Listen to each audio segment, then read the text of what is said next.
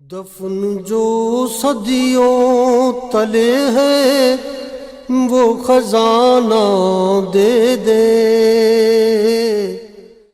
یہ بات تعجب انگیز ہے، اور مزید تعجب اس بات پہ ہوتا ہے کہ آج بھی پاکستان کے اندر کچھ سیاسی گروہ ایسے ہیں کہ جو مذہب کا وہی تصور لے کے آگے بڑھ رہے ہیں جو حسین احمد مدنی، اور جس تصور میں پاکستان کا کوئی وجود نہیں تھا، وہ تصور اسلام کا جو متحدہ ہندوستان کا علم بردار تھا، اس میں مولانا ابوالکلام آزاد ہیں اور دارالعلوم دیوبند کے حسین احمد مدنی ہیں۔ تو یہاں میرے جی چاہتا ہے کہ میں اقبال کے ایک کربناک وقت کا تھوڑا سا اشارہ کر دوں۔ اقبال نے جب یہ پڑھا کہ مولانا حسین احمد مدنی نے اپنی تقریر میں یہ کہا ہے کہ قوم وطن سے بنتی ہے، اقوام اوطان سے بنتی ہے، تو اس پہ بڑے اضطراب کے بعد، بہت بے چینی کے بعد اقبال نے ایک مختصر سا قطعہ بند قلم بند کیا، اور وہ اتنا پاپولر ہوا کہ اب کتاب میں پڑھنے کی ضرورت ہی نہیں ہوتی، اس زمانے میں یہ تھا۔ وہ ہے عجب ہنوز نداند رموز دین ورنہ ز دیوبند حسین احمد ایچ بوالعجبیست سرود بر سر ملت کہ ملت از وطن، سرود بر سر منبر کہ ملت از وطن است، چه بے خبر ز مقام محمد عربیست۔ اب یہاں سے پھر لوگ جب پڑھتے تھے تو انہیں یاد آتا تھا کہ ہاں حضور تو مکہ سے ہجرت کر کے دوسری جگہ چلے گئے، وہ زمین جو ہے اس پہ انسان رہتا ہے، اور اللہ کی جو نعمتیں اس زمین میں ہیں ان سے استفادہ کرتا ہے، لیکن عبادت اللہ کی کرتا ہے، اس جغرافیے کی نہیں کرتا۔ حب وطن جو ہے اس کا تعلق خاک وطن سے نہیں ہے، بلکہ جہاں آدمی رہتا ہے وہاں بھی اپنے اللہ کی عبادت کرتا ہے۔ تو یہ جو قطعہ بند ہے یہ کس کرب و اضطراب کے عالم میں اقبال نے لکھا۔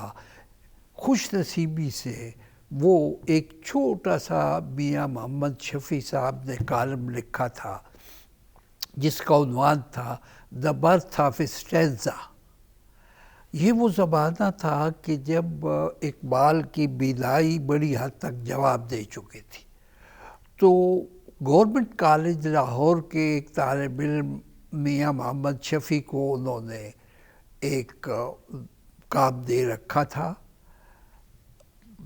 وظیفہ ایک طرح سے انہیں دیتے تھے، اور وہ ہر صبح کالج جانے سے 1 گھنٹہ پہلے آ کے اخبارات پڑھ کے سناتا تھا۔ طریقہ یہ تھا کہ اقبال کہتے تھے کہ اخبار لو، اس کی جو نمایاں خبریں ہیں وہ پڑھو، میں کہوں گا کہ اس خبر کی تفصیل پڑھ دیں، ورنہ بس ایسے ہی جو میں کہوں وہ پڑھ کے سنا دیں، باقی مجھے یہ بتاتے جائیں کہ یہ چیزیں آئی ہیں اس میں۔ تو اس نے جو ہی یہ پڑھا کہ اقوام اوطان سے بنتی ہے، تو لکھا ہے اس نے اس میں The Birth of Stanza میں کہ اقبال اس قدر رنجیدہ ہوئے، اس قدر پریشانی کے عالم کے، انہوں نے کہا بس چھوڑ دو اب اخبار، کالج چلے جاؤ۔ اور پریشانی کے عالم میں انہیں چھوڑ کے میں کالج گیا، خیال آیا کہ واپسی پہ انہیں اخبار پڑھ کے سناتا جاؤں۔ تو واپس آیا تو پتہ چلا کہ وہ تو سو ہی نہیں سکے، ابھی ان کی آنکھ لگی ہے۔ تو جگانا مقصود نہیں ہے، کل ہی اخبار سنا۔ تو میاں شفیع لکھتے ہیں کہ میں نے پوچھا کہ کوئی کاغذ قلم مانگا تھا، کچھ لکھا تھا؟ تو انہوں نے کہا کاغذ قلم مانگا تھا۔ تو ان کے سرانے کی جیسے چپکے سے وہ کاغذ نکالا تو اس پہ یہ قطع بند لکھا ہوا تھا، جسے لکھنے کے بعد وہ اطمینان سے سو گئے کہ سرود بر سر ممبر کی ملت از وطن است، ٹیریٹری سے نہیں بنتی۔ اقبال نے اپنے خطبہ الہ آباد میں بھی یہ کہا ہے کہ زمین پیوستگی، ارتھ روٹڈنس، یہ اسلام کا مسلک نہیں ہے۔ مسلمانوں کے ہاں قومیت وجود میں آتی ہے ایک روحانی ہم آہنگی سے، اسپریچول ہوموجینٹی، اس سے قوم وجود میں آتی ہے۔ مسلمانوں کی قوم جو ہے وہ زمین پیوستہ نہیں، آسمانوں کی جانب دیکھتی ہے۔ ارتھ روٹڈنس ریجیکٹ کرتے ہیں مسلمان، اور اسپریچول ہوموجینٹی، وہ چاہے بدھسٹ کے ساتھ ہو، چاہے کرسچن کے ساتھ ہو، چاہے زرتشت کے ماننے والوں کے ساتھ ہو، ان کے ساتھ ہم مل کے رہ سکتے ہیں کہ یہ سارے جو مذہبی گروہ ہیں یہ سارے کے سارے خالق اکبر کو اپنا خالق مانتے ہیں۔ باقی جو اختلافات ہیں وہ اپنی جگہ ہیں، لیکن خدا ایک ہے، تو خدا کی مخلوق بھی ساری کی ساری خدا کی پیدا کر رہا ہے۔ اس لیے خدا کی مخلوق اگر آپ سے مختلف رائے رکھتی ہے اسے حق ہے، لیکن وہ اللہ کے بندے ہیں، ہم بھی اللہ کے بندے ہیں، تو کائنات ایک ہے، اس کا خالق ایک ہے۔ جو کائنات کے خالق کو مانتے ہیں، اس کی عبادت کرتے ہیں اپنے اپنے طریقے سے، ان کے ساتھ تو ہم مل کے رہ سکتے ہیں۔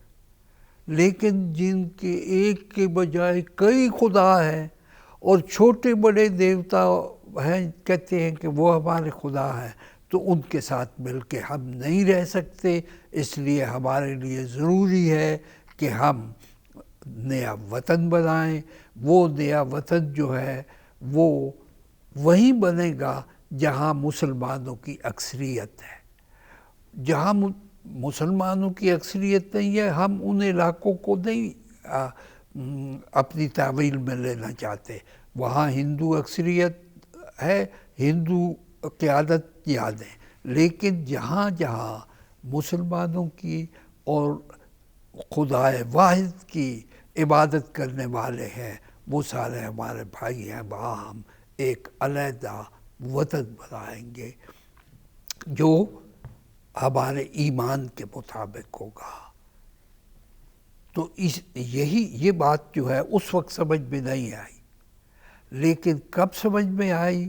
جیسے آج ہم نے ایک گفتگو میں وضاحت کی ہے، پھر اشارہ کرنا ضروری ہے کہ جب بت پرستوں کی اکثریت کے علاقوں میں حکومت بنی بت پرستوں کی، تو انہوں نے خدا پرستوں کے ساتھ کیا مظالم کا سلوک کیا، کیسا ظلم کیا، وہ یوم نجات میں نمایاں ہو کے سامنے آ گیا۔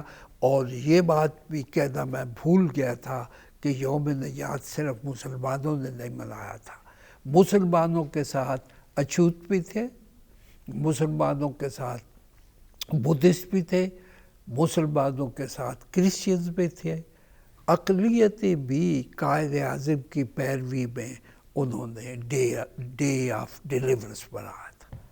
دفن جو صدیوں تلے ہے وہ خزانہ دے دے،